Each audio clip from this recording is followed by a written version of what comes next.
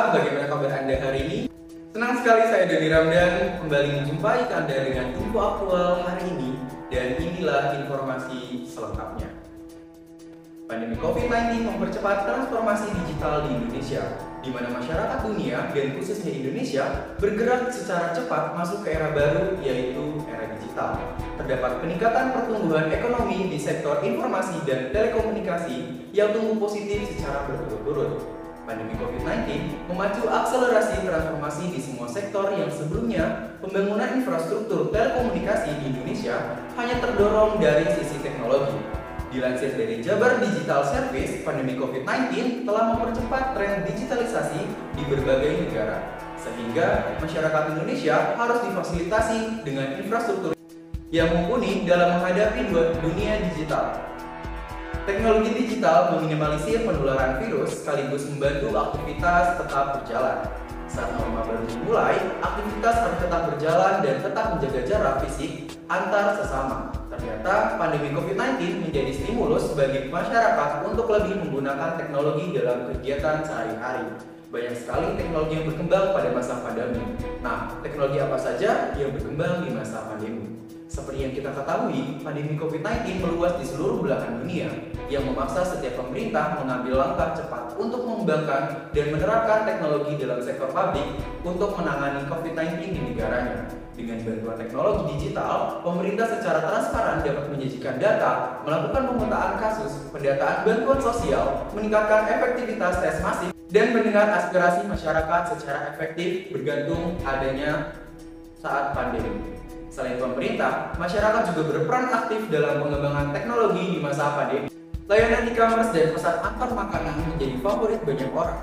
Survei mengatakan 70% warga Indonesia lebih memilih untuk belanja online selama pandemi. Hal tersebut berlanjut adanya sistem pembayaran yang digunakan. Virus mungkin saja dapat menempel di uang tunai. Oleh karena itu, pembayaran digital menjadi pertimbangan masyarakat untuk melakukan pembayaran barang, layanan, dan tagihan dengan lebih cepat serta meminimalisir terjadinya kontak fisik. Pandemi COVID-19 membuat mobilitas segala sektor terhambat dan diminimalisir dengan kebijakan from home. Saat instansi pemerintah dan swasta mengikuti anjuran work from home, pemanfaatan teknologi seperti ruang rapat virtual, penyimpanan berbasis cloud, aplikasi manajemen proyek, dan bahkan teknologi pengenal wajah yang mungkin seseorang dapat tampil di depan latar belakang virtual untuk menjaga privasi rumah mengalami peningkatan. WhatsApp melaporkan adanya peningkatan sebesar 40% pada masa pandemi berlangsung.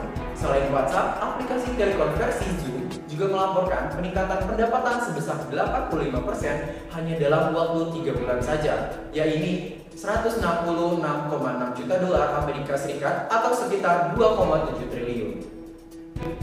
Pendidikan juga menjadi sektor yang terdampak sehingga diterapkan inovasi pembelajaran jarak jauh dikarenakan adanya penutupan sekolah dan universitas, sehingga guru dan siswa juga dituntut menggunakan teknologi digital untuk melaksanakan pembelajaran. Selain sekolah, rumah sakit juga menjadi tempat yang paling rentan dalam penularan virus di tengah pandemi. Teknologi telehealth memfasilitasi layanan kesehatan jarak jauh seperti konsultasi dokter lewat aplikasi dan diagnosis otomatis. Kerumunan menjadi poin penting di masa pandemi, karena itu tidak sedikit tempat hiburan ditutup dan berbagai acara pun ditunda. Internet menjadi solusi orang-orang yang memerlukan hiburan untuk menghilangkan rasa bosan selama karantina. Adanya aplikasi Netflix dan YouTube telah menjadi bagian dari kehidupan dan pengembangan teknologi di sektor entertainment selama masa pandemi COVID-19. Tidak hanya itu, teknologi digital berbentuk fisik mengalami peningkatan fungsi seperti robot dan drone. Selama masa pandemi, robot telah digunakan untuk melakukan disinfektan area publik atau mengirimkan makanan kepada mereka yang sedang dikarantina. Pada negara ginseng, inovasi melayani konsumen dengan menggunakan robot menjadi inisiasi cegah kontak antar pegawai serta konsumen di kafe. Ternyata, pandemi telah mendorong beberapa kemajuan di bidang teknologi.